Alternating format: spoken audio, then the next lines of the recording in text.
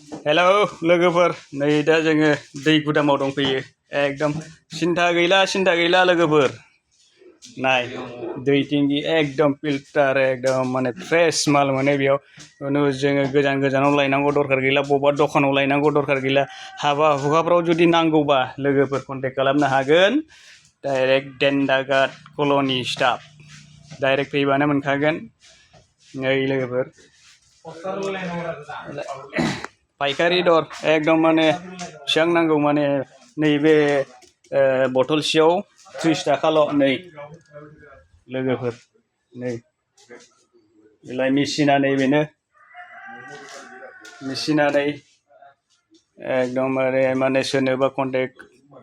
नांगौबा कन्टेक्ट खालामहरनो हागोन सोरनिबा हाबा सोरनिबा माबा मोनसे प्रग्रामाव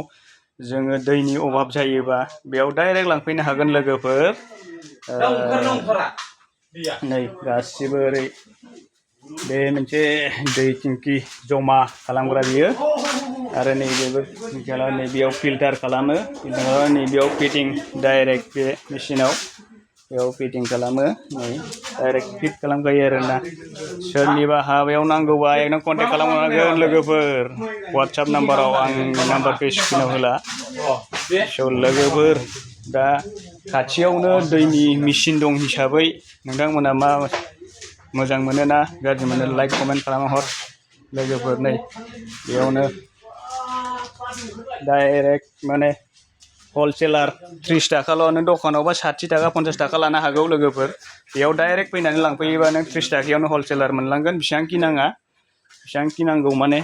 सब लाजोबनो हागोन आरो नै लोगोफोर एकदम मेसिन नै मेसिना